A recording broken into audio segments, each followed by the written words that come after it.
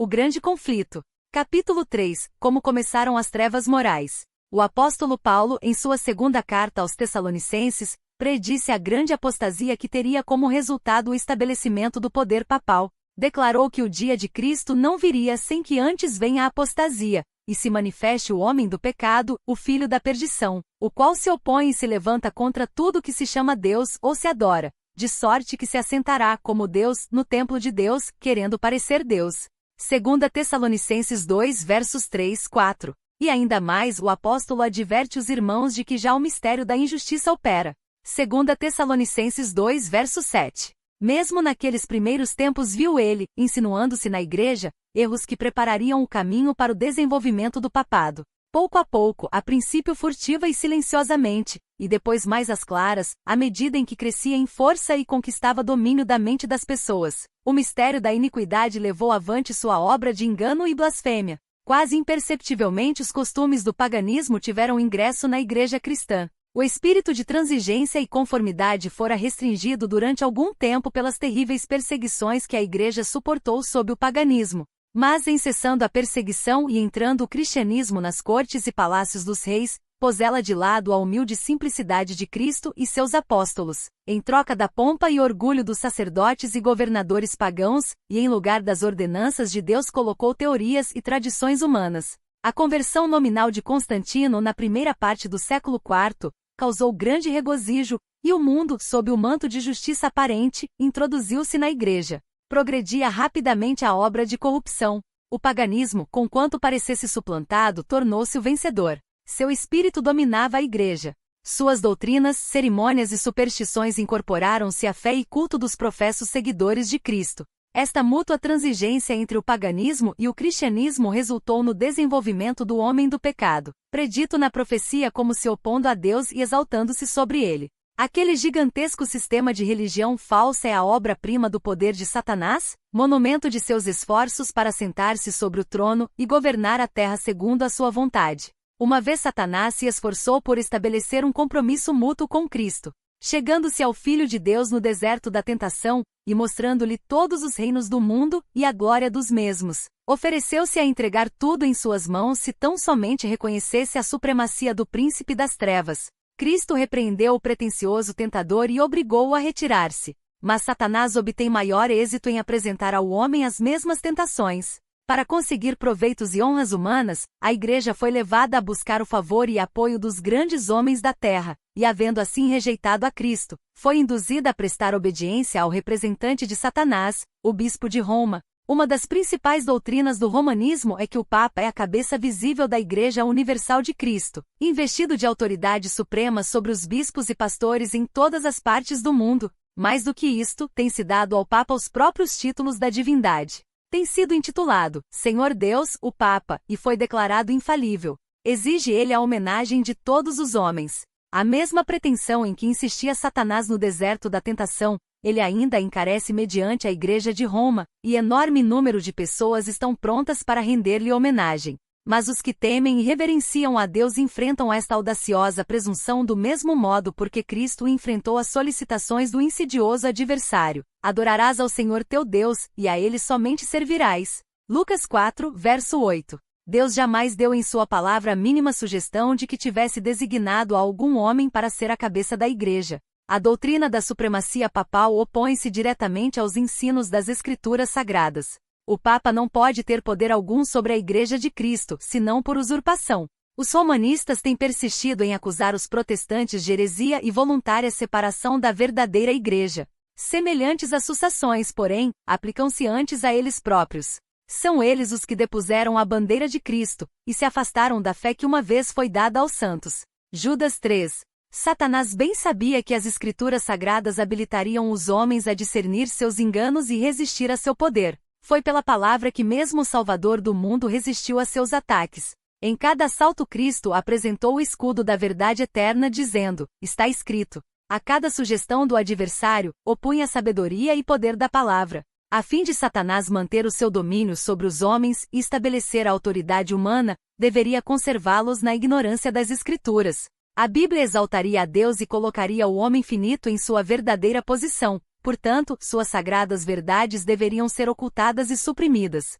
Esta lógica foi adotada pela Igreja de Roma. Durante séculos a circulação da escritura foi proibida. Ao povo era vedado lê-la ou tê-la em casa, e sacerdotes e prelados sem escrúpulos interpretavam-lhe os ensinos de modo a favorecerem suas pretensões. Assim o chefe da igreja veio a ser quase universalmente reconhecido como vigário de Deus na terra, dotado de autoridade sobre a igreja e o Estado. Suprimido o revelador do erro, agiu Satanás à vontade. A profecia declarara que o papado havia de cuidar em mudar os tempos e a lei. Daniel 7, verso 25. Para cumprir esta obra não foi vagaroso.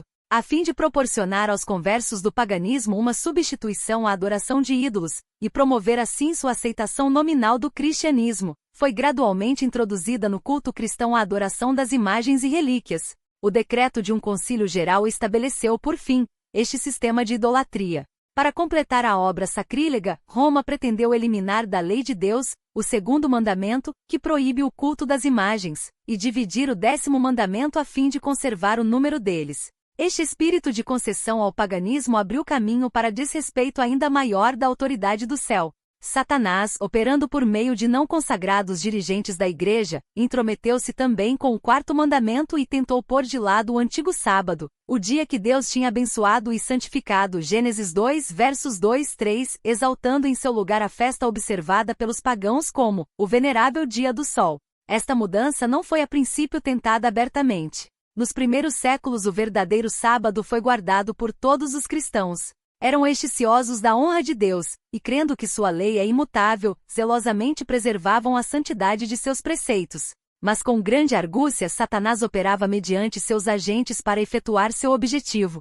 Para que a atenção do povo pudesse ser chamada para o domingo, foi feito deste uma festividade em honra da ressurreição de Cristo. Atos religiosos eram nele realizados, era, porém, considerado como dia de recreio, sendo o sábado ainda observado como dia santificado.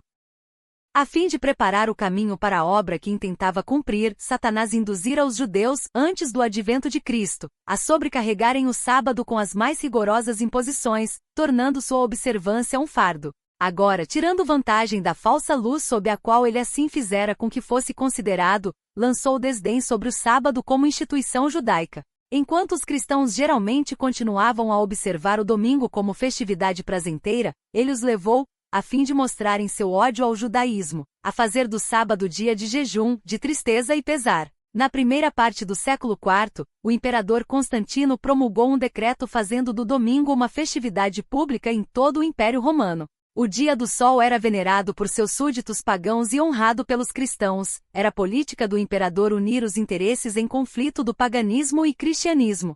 Com ele se empenharam para fazer isto os bispos da igreja, os quais, inspirados pela ambição e sede do poder, perceberam que, se o mesmo dia fosse observado tanto por cristãos como pagãos, promoveria a aceitação nominal do cristianismo pelos pagãos, e assim adiantaria o poderio e glória da igreja. Mas conquanto muitos cristãos tementes a Deus fossem gradualmente levados a considerar o domingo como possuindo certo grau de santidade, ainda mantinham o verdadeiro sábado como dia santo do Senhor, e observavam-no em obediência ao 4º mandamento. O arqui-enganador não havia terminado a sua obra. Estava decidido a congregar o mundo cristão sob sua bandeira, e exercer o poder por intermédio de seu vigário, o orgulhoso pontífice que pretendia ser o representante de Cristo. Por meio de pagãos semiconversos, ambiciosos prelados e eclesiásticos amantes do mundo, realizou ele seu propósito. Celebravam-se de tempos em tempos vastos concílios aos quais do mundo todo concorriam os dignitários da igreja. Em quase todos os concílios o sábado que Deus havia instituído era rebaixado um pouco mais, enquanto o domingo era em idêntica proporção exaltado. Destarte a festividade pagã veio finalmente a ser honrada como instituição divina, ao mesmo tempo em que se declarava ser o sábado bíblico relíquia do judaísmo, amaldiçoando-se seus observadores. O grande apóstata conseguirá exaltar-se, contra tudo que se chama Deus ou se adora. 2 Tessalonicenses 2, verso 4. Ousara mudar o único preceito da lei divina que inequivocamente indica a toda a humanidade o Deus verdadeiro e vivo. No 4º mandamento Deus é revelado como Criador do céu e da terra, e por isso se distingue de todos os falsos deuses. Foi para a memória da obra da criação que o 7º dia foi santificado como dia de repouso para o homem. Destinava-se a conservar o Deus vivo sempre diante da mente humana como a fonte de todo ser e objeto de reverência e culto. Satanás esforça-se por desviar os homens de sua aliança para com Deus e de prestarem obediência à sua lei. Dirige seus esforços, portanto, especialmente contra o mandamento que aponta a Deus como Criador. Os protestantes hoje insistem em que a ressurreição de Cristo no domingo fê-lo sábado cristão. Não existe, porém, evidência escriturística para isto. Nenhuma honra semelhante foi conferida ao dia por Cristo ou seus apóstolos. A observância do domingo como instituição cristã teve origem no mistério da injustiça segundo Tessalonicenses 2, verso 7, que já no tempo de Paulo, começara sua obra. Onde e quando adotou o Senhor este filho do papado? Que razão poderosa se poderá dar para uma mudança que as Escrituras não sancionam? No século VI tornou-se o papado firmemente estabelecido. Fixou-se a sede de seu poderio na cidade imperial e declarou-se ser bispo de Roma à cabeça de toda a igreja. O paganismo cedera lugar ao papado. O dragão dera à besta o seu poder e o seu trono, e grande poderio. Apocalipse 13, verso 2. E começaram então os 1260 anos da opressão papal preditos nas profecias de Daniel e Apocalipse. Daniel 7, verso 25, Apocalipse 13, versos 5 ao 7. Os cristãos foram obrigados a optar entre renunciar sua integridade e aceitar as cerimônias e culto papais, ou passar a vida nas masmorras, sofrer a morte pelo instrumento de tortura pela fogueira, ou pela machadinha do verdugo. Cumpriam-se as palavras de Jesus, e até pelos pais e irmãos, e parentes e amigos sereis entregues, e matarão alguns de vós. E de todos sereis odiados por causa de meu nome. Lucas 21, versos 16, 17. Desencadeou-se a perseguição sobre os fiéis com maior fúria do que nunca, e o mundo se tornou um vasto campo de batalha. Durante séculos a Igreja de Cristo encontrou refúgio no isolamento e obscuridade. Assim diz o profeta, a mulher fugiu para o deserto, onde já tinha lugar preparado por Deus, para que ali fosse alimentada durante 1260 dias. Apocalipse 12, verso 6. O acesso da Igreja de Roma ao poder assinalou o início da escura Idade Média. Aumentando seu poderio, mais se adensavam as trevas. De Cristo, o verdadeiro fundamento, transferiu-se a fé para o Papa de Roma. Em vez de confiar no Filho de Deus para o perdão dos pecados e para a salvação eterna, o povo olhava para o Papa e para os sacerdotes e prelados a quem delegava autoridade. Ensinava-se-lhe ser o Papa seu mediador terrestre, e que ninguém poderia aproximar-se de Deus senão por seu intermédio, e mais ainda, que ele ficava para eles em lugar de Deus e deveria, portanto, ser implicitamente obedecido. Esquivar-se de suas disposições era motivo suficiente para se infligir a mais severa punição ao corpo e alma dos delinquentes. Assim, a mente do povo desviava-se de Deus para homens falíveis e cruéis, e mais ainda para o próprio príncipe das trevas que por meio deles exercia o seu poder. O pecado se disfarçava sob o manto de santidade. Quando as escrituras são suprimidas e o homem vem a considerar-se supremo, só podemos esperar fraudes, engano e aviltante iniquidade. Com a elevação das leis e tradições humanas, tornou-se manifesta a corrupção que sempre resulta de se pôr de lado a lei de Deus. Dias de perigo foram aqueles para a Igreja de Cristo. Os fiéis porta-estandartes eram na verdade poucos. Posto que a verdade não fosse deixada sem testemunhas, parecia por vezes que o erro e a superstição prevaleceriam completamente, e a verdadeira religião seria banida da terra. Perdeu-se de vista o Evangelho, mas multiplicaram-se as formas de religião, e o povo foi sobrecarregado de severas exigências. Ensinava-se-lhes não somente a considerar o Papa como seu mediador, mas a confiar em suas próprias obras para a expiação do pecado. Longas peregrinações, atos de penitência, adoração de relíquias, ereção de igrejas, relicários e altares, bem como o pagamento de grandes somas à igreja. Tudo isto e muitos atos semelhantes eram ordenados para aplacar a ira de Deus ou assegurar o seu favor, como se Deus fosse idêntico aos homens, encolerizando-se por ninharias ou apaziguando-se com donativos ou atos de penitência. Apesar de que prevalecesse o vício, mesmo entre os chefes da Igreja de Roma, sua influência parecia aumentar constantemente. Mais ou menos ao findar o século VIII, os romanistas começaram a sustentar que nas primeiras épocas da Igreja os bispos de Roma tinham possuído o mesmo poder espiritual que assumiam agora. Para confirmar essa pretensão, era preciso empregar alguns meios com o fito de lhe dar aparência de autoridade, e isto foi prontamente sugerido pelo pai da mentira. Antigos escritos foram forjados pelos monges. Decretos de concílios de que antes nada se ouvirá foram descobertos, estabelecendo a supremacia universal do Papa desde os primeiros tempos. E a Igreja que rejeitara a verdade, avidamente aceitou estes enganos. Os poucos fiéis que construíram sobre o verdadeiro fundamento, 1 Coríntios 3, verso 10, 11, ficaram perplexos e entravados quando o entulho das falsas doutrinas obstruiu a obra. Como os edificadores sobre o muro de Jerusalém no tempo de Neemias, alguns se prontificaram a dizer: já desfaleceram as forças dos acarretadores, e o pó é muito e nós não podemos edificar o muro. Neemias 4, verso 10. Cansados da constante luta contra a perseguição, fraude, iniquidade e todos os outros obstáculos que Satanás pudera engendrar para deter-lhes o progresso, alguns que haviam sido fiéis edificadores desanimaram, e por amor da paz e segurança de sua propriedade e vida, desviaram-se do verdadeiro fundamento. Outros, sem se intimidarem com a oposição de seus inimigos, intrepidamente declaravam: não os temais,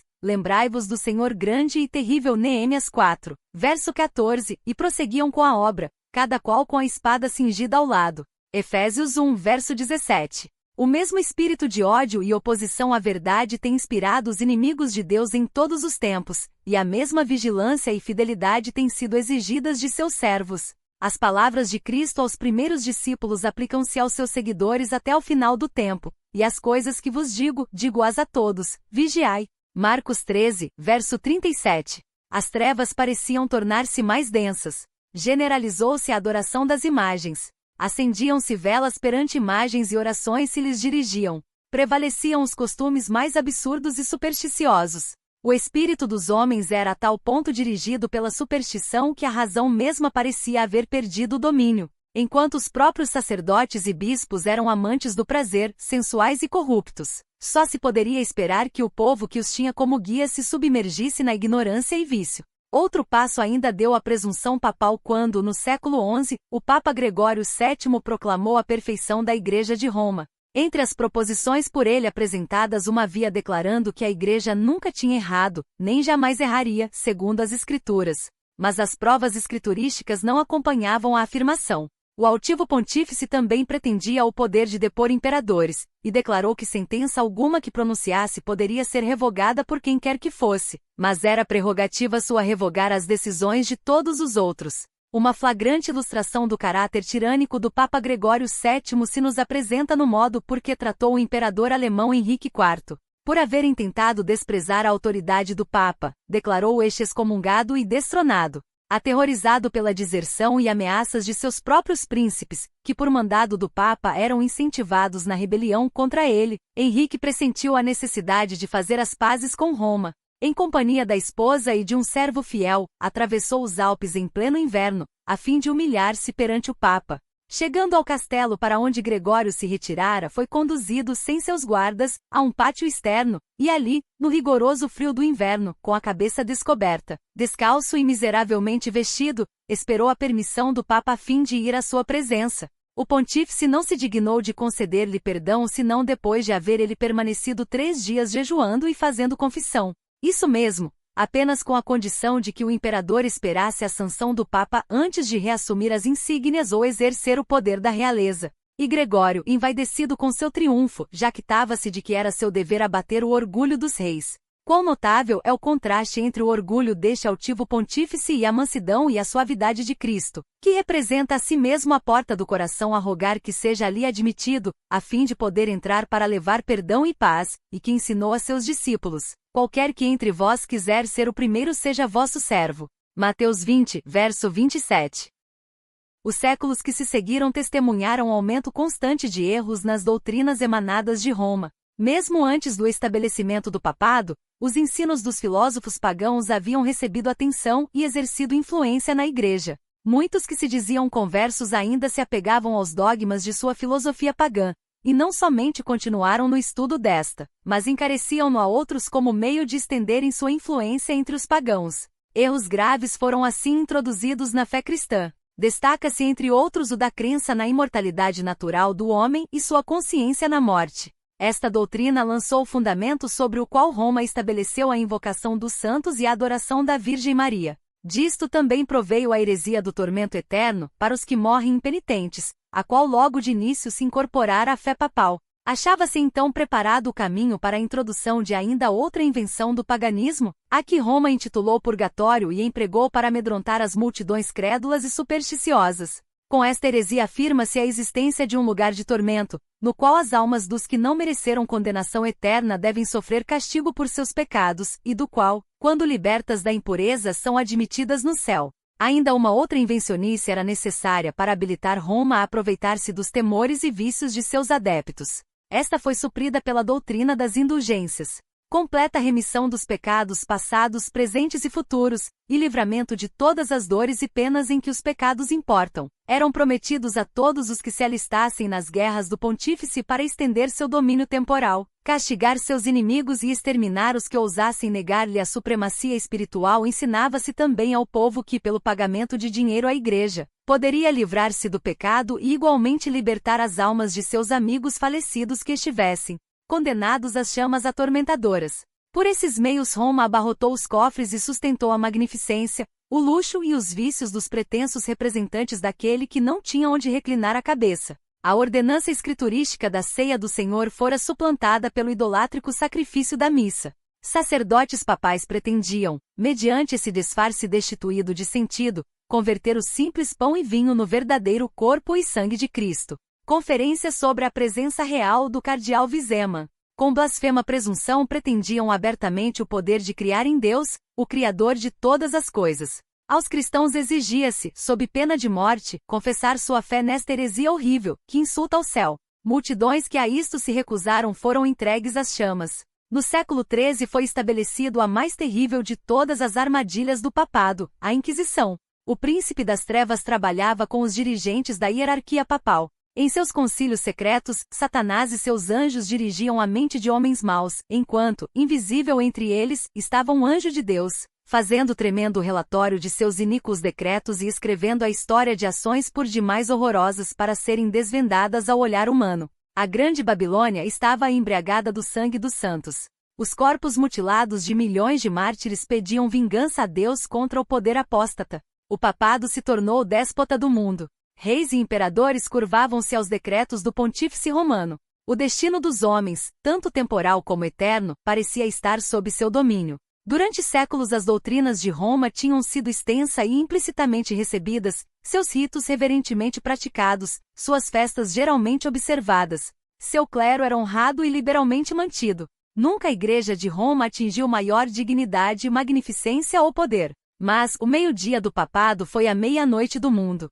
História do protestantismo de Villiers. As sagradas escrituras eram quase desconhecidas, não somente pelo povo mas pelos sacerdotes. Como os fariseus de outrora, os dirigentes papais odiavam a luz que revelaria os seus pecados. Removida a lei de Deus, a norma de justiça, exerciam eles poder sem limites e praticavam os vícios sem restrições.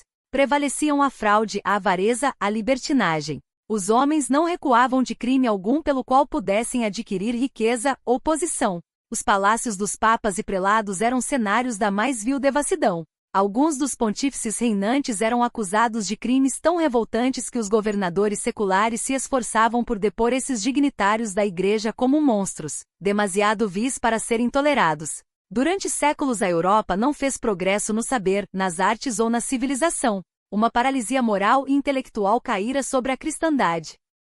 A condição do mundo sob o poder romano apresentava o cumprimento terrível e surpreendente das palavras do profeta Oséias: o meu povo foi destruído, porque lhe faltou o conhecimento. Porque tu rejeitaste o conhecimento, também eu te rejeitarei. Visto que te esqueceste da lei do teu Deus, também eu me esquecerei de teus filhos. Oséias 4, verso 6. Não há verdade, nem benignidade, nem conhecimento de Deus na terra. Só prevalecem o perjurar, e o mentir, e o matar, e o furtar, e o adulterar. E há homicídios sobre homicídios. Oséias 4, versos 1, 2. Foram estes os resultados do banimento da palavra de Deus.